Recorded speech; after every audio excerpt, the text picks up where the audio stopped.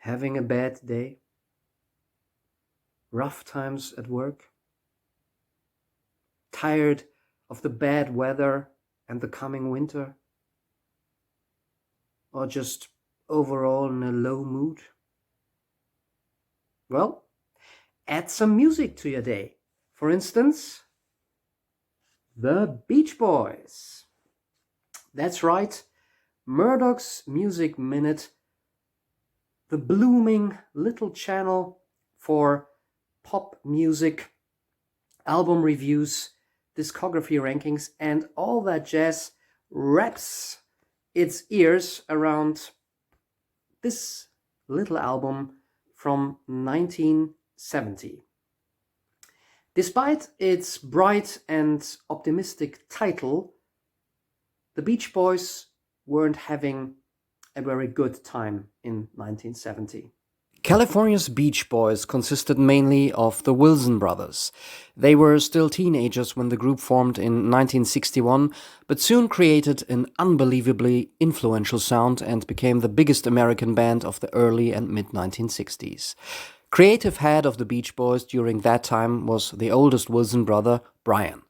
Despite a hearing impairment in one ear, he created increasingly complex and perfect recordings and absolutely timeless pop singles. As a fan of the hit singles of Phil Spector, doo-wop vocal groups and rock and roll, he tried to translate all those influences into a surf and pop sound for teenage audiences of the 1960s. This formula, strongly based on the perfect harmony singing of the Beach Boys, was the secret behind hugely successful evergreens like Surfin' USA, Fun Fun Fun, I Get Around, or California Girls. Clean and nice, sun-flooded pop music about summer, surfing, girls, and cars that appealed to young listeners but seemed harmless and wholesome enough for white parents, yet also had just enough rock and roll in order to not be uncool. The Beach Boys soon became a hit phenomenon, touring and churning out single after single. This pace put a lot of pressure on Brian Wilson as the creative motor of the group. Not only was he the visionary and main songwriter, he also increasingly occupied himself with learning about studio technology, mixing and producing, thus taking on the role of composer and producer in one person, where peers like, for example, the Beatles could rely on several hit providers in the band and had their mentor and producer in George Martin. Wilson's growing stature as a writer and producer could be increasingly felt on the albums of the Beach Boys. While the group hadn't really concentrated on the album as a cohesive artistic statement, this gradually changed from 1964 onwards with ever more interesting and structured albums, starting with All Summer Long and continuing with nowadays considered classics Today and the hit-loaded Summer Days and Summer Nights, showing the increasing prowess of Wilson as a sophisticated songwriter and producer. Brian Wilson's aspirations to improve the recording standards and make the Beach Boys more serious pop artists, triggered by a creative rivalry with the Beatles, culminated in what's usually considered his penultimate masterpiece, Pet Sounds, in 1966. At that point, Wilson had already suffered a nervous breakdown and had retreated from live touring with the other Beach Boys in order to be able to write more sophisticated material for the group and to spend more time on studio production and arrangements. Not everyone in the group could identify with this new, more artistic approach, and commercially, despite making it to the top 10 in the USA and even higher chart rankings in the UK, Pet Sounds wasn't the huge hit the Beach Boys had hoped for. Some band members even saw the new direction the band was going as a misstep. Tensions increased between band members, while Brian Wilson planned to become even artier, again influenced by the Beatles, who dropped the hugely influential Sgt. Pepper's Lonely Hearts Club Band the next year.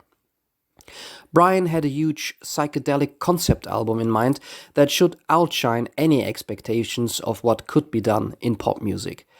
But an obsessive perfectionism on Wilson's side, coupled with the pressure of keeping up the commercial success and skepticism within the band, and also Brian Wilson's growing drug use, eventually brought on a semi-paranoia and a complete mental breakdown of the Beach Boys' musical genius. The ambitious Pet Sounds follow-up, Smile, was never finished and the sessions archived. Instead, the expecting public got Smiley Smile, without a doubt one of the weirdest and most bizarre albums ever released by a huge mainstream band. From now on, Brian Wilson would less and less be an active part in the band, and the other members would bring more of their own material. While their album releases became stylistically more diverse, sales figures decreased with each album.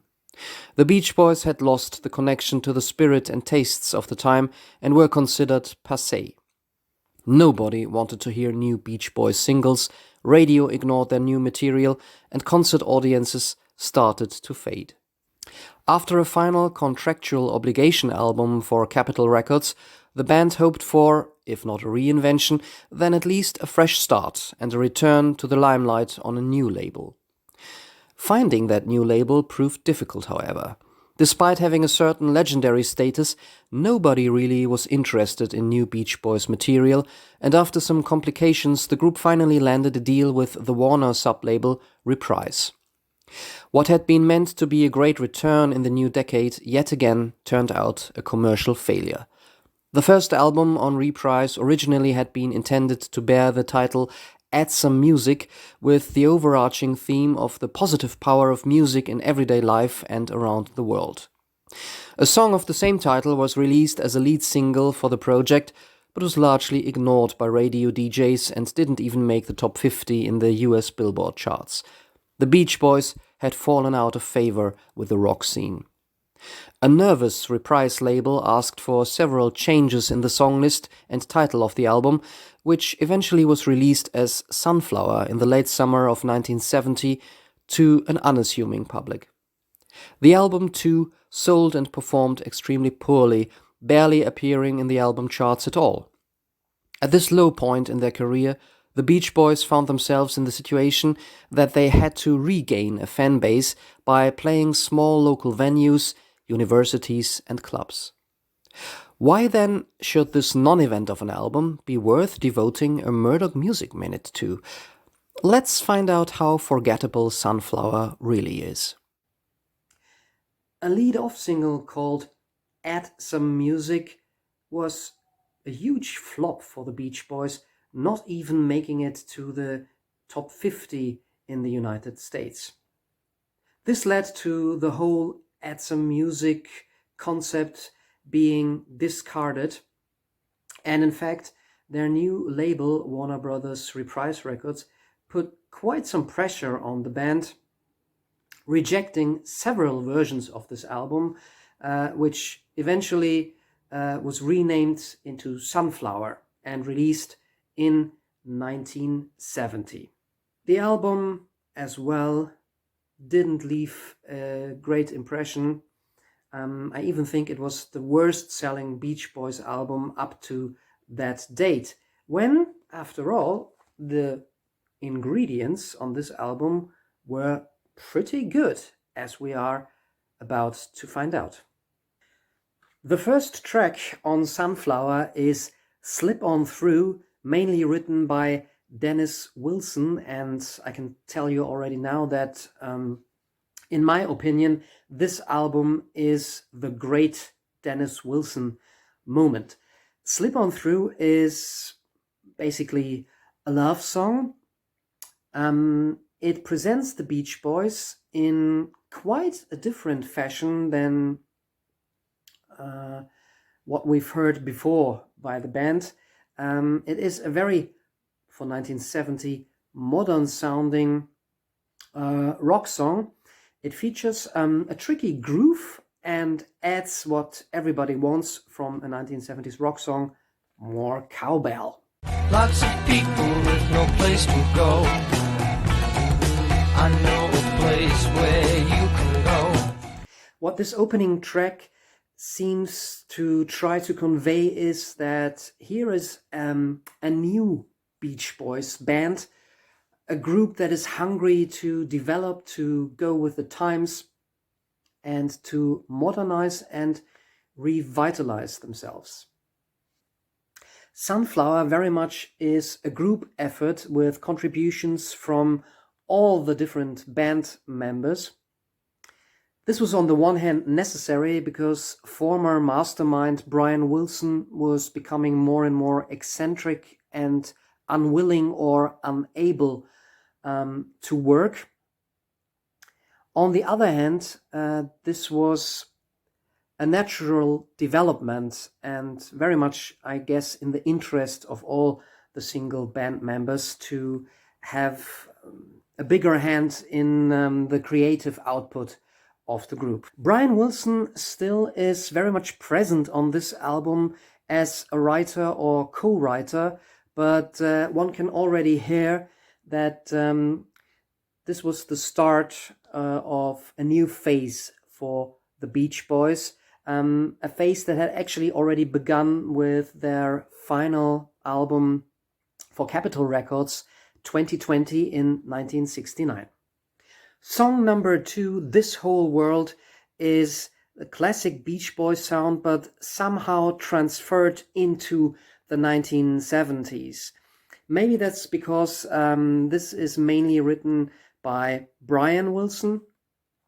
It's a typical Brian Wilson topic. The song talks about the love in the whole world, and it seems to embrace the whole world in a kind of naive, almost childlike style, which is very much Brian Wilson to me. You have the typical soaring, wonderful background and harmony vocals by the Beach Boys.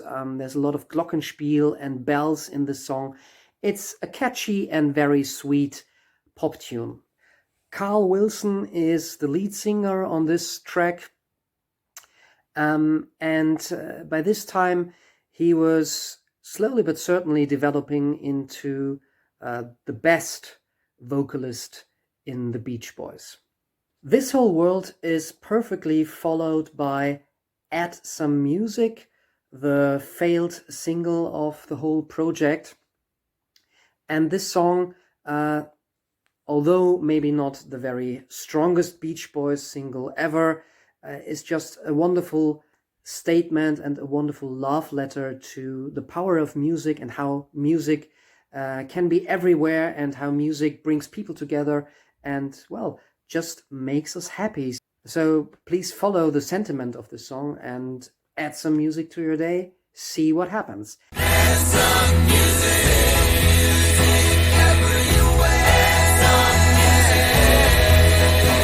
everywhere. This one again presents one more time all the strengths that the Beach Boys had in the 1960s.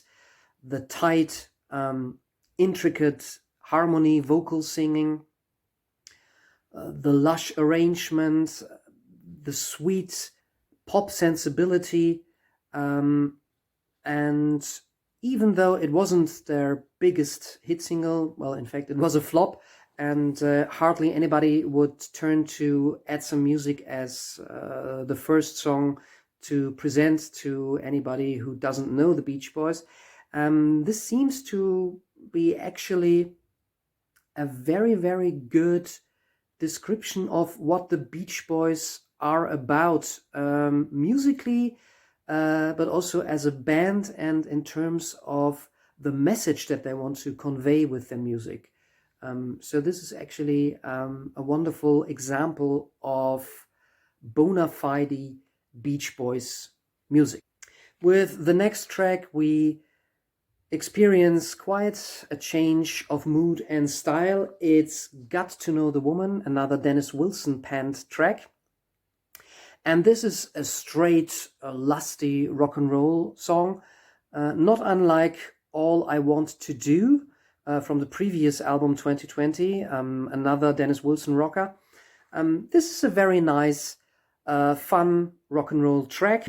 Not the most important song on the album, not the best thing you've ever heard, but I quite like it. It's more than filler, and it adds a little bit of grit to the whole Sunflower project. Next, we get the Bruce Johnston Brian Wilson Corporation, Deidre. This is one of the lushest songs on the album. It has a wonderful, very sweet, almost sugary arrangement. The most noteworthy element of the music here are very easy listening jazzy flutes. It's a sweet love song, again, with very nice, gorgeous harmony singing. It's an almost a bit nostalgic, sentimental, old-fashioned pop song, but I've got quite a soft spot for this one. Deidre, it's a bit of a secret highlight on Sunflower for me. What could I say that you ran away? After this one, we come to the final track on the A side, and this is the most romping, rocking song on the whole album. Again, provided by Dennis Wilson, who really was a bit on fire here. It's About Time. Some reviewers judge this one rather as filler or a bit a sort of chaotic attempt of doing modern 1970s rock music. I think this is one of the strongest Dennis Wilson tracks he had delivered up to that point, or maybe in his whole Beach Boys career. It's About Time just is an absolute pulse raiser. It has a driving groove, a really tight, exciting arrangement. It is catchy as hell, and it even features one of the rare incidences where the Beach Boys have something that comes close to a gritty, overdriven guitar solo.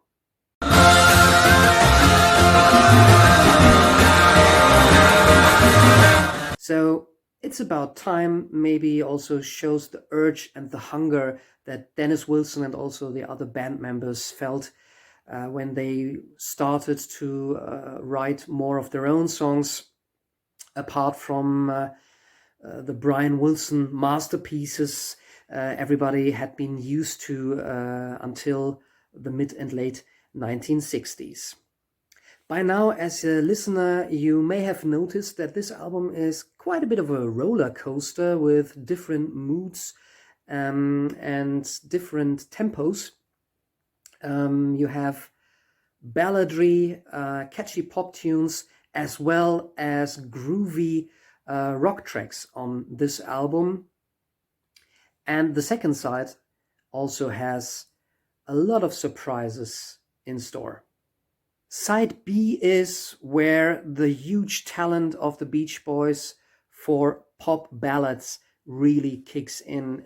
It starts off with Tears in the Morning, written by, I think, not Al Jardine, by Bruce Johnston again, who also up to that point hadn't really left an impression as a songwriter. And this is a very European flavored ballad. It's, as the title already says, Tears in the Morning. It's very sentimental, almost melodramatic, syrupy maybe for some listeners. And it plays with French accordion and, as I said, a certain, at least probably from an American point of view, a certain European touch.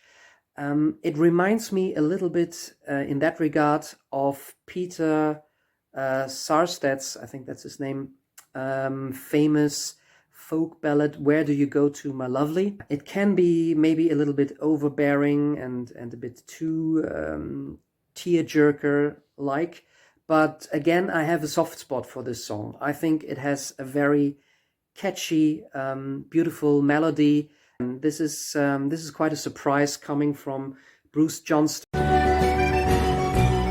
So you moved out up to Europe. You packed your warmth and you took your soul.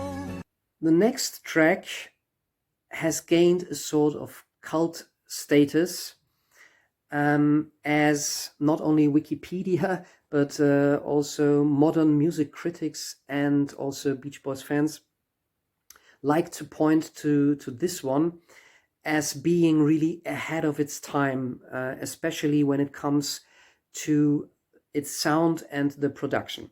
The song is All I Want to Do. It's written by, I'm sorry, I have to read the liner notes, I can't remember. It's written by Brian Wilson and Mike Love, one of the rare collaborations between those two in the 1970s. It's not really a ballad, but it's a very lush, laid-back, dreamy track. It has a very interesting, softly mixed, almost electronic sounding drum sound, and overall almost drowns in reverb and echo effects. And that's why it appeals a lot to modern indie pop and dream pop fans. And well, in fact, it sometimes is referred to as one of the first dream pop chill out tracks in music history. Be that as it may, this is a true highlight on the album. I think it is a perfect pop song, like so many pop songs that the Beach Boys have given us in their career. But it is, it's different from other Beach Boys songs, mostly because of that very special production and sound.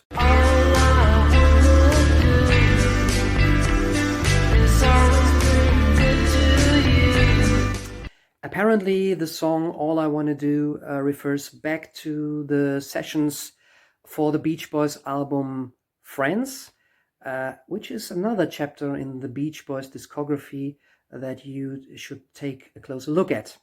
And apparently Brian Wilson at least once stated that he wasn't really happy with the way the song finally turned out. Well, you can't have everything.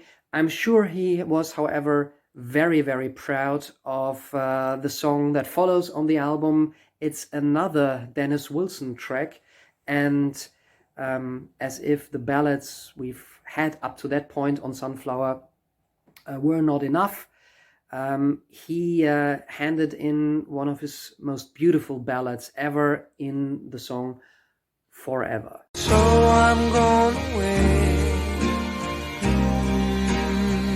but not forever. Now, hands on my heart, I'm not the biggest fan of ballads, but when the Beach Boys do a ballad, they usually hit the nail on the head. That's how you should do pop ballads. And I think even to this day, they are the prime example of really well-made pop ballads. Forever is one of their most beautiful ones.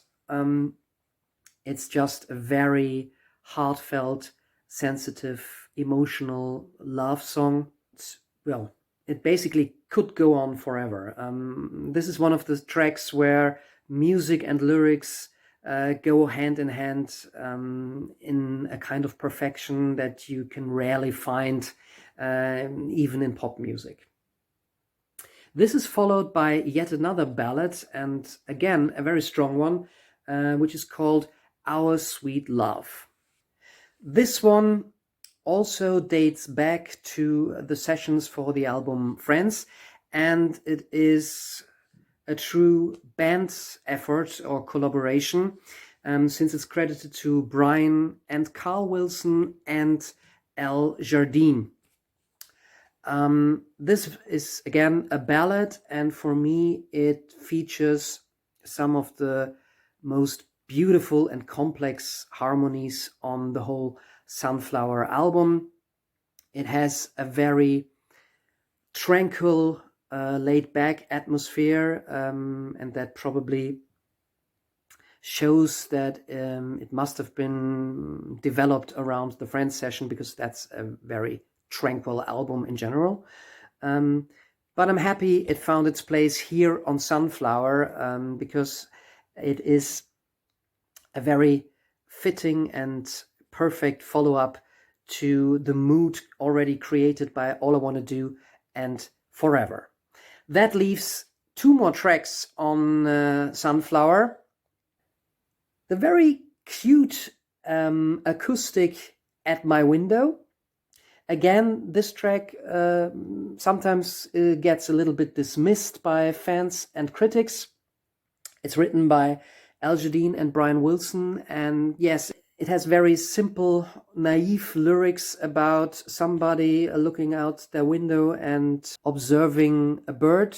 It's just a very everyday, very dreamy, again, tranquil sketch of a seemingly banal situation. It's very peaceful. I like the song. It's one of those, tiny little ditties that somehow round up a good album. And this is then followed finally by Cool, Cool Water. This is one of the notorious Smile outtakes. Smile, the abandoned psychedelic teenage symphony to God that was never finished by Brian Wilson.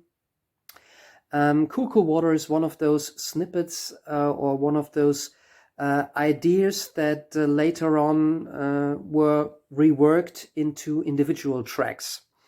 This is a very interesting, psychedelic and in some places almost avant-garde-ish track, at least by Beach Boys standards.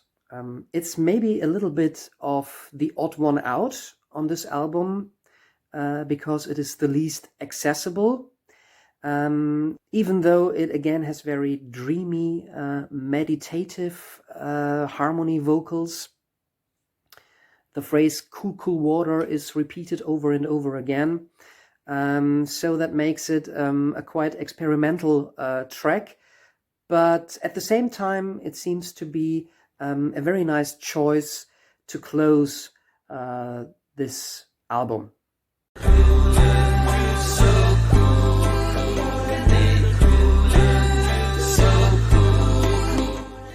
The front sleeve or the cover design of Sunflower has a really beautiful shot of the band. Here they really went for this feeling of unity, maybe also the unifying effect of music. We also see where they were at this point in their lives. Most of them were family men.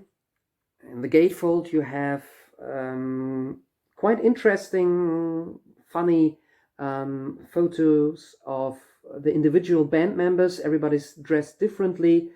I think the shot of Mike Love here is a bit of a curiosity. He almost looks like a hippie guru with those kids. It has a bit, these days it has maybe almost a bit of an unsettling effect.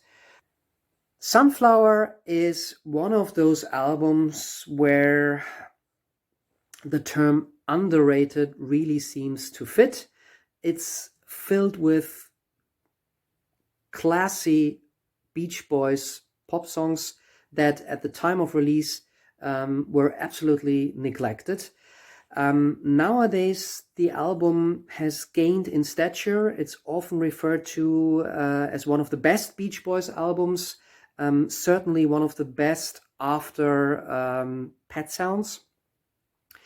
And it falls into this very creative, very interesting and adventurous period of the band, post Pet Sounds until the mid-1970s.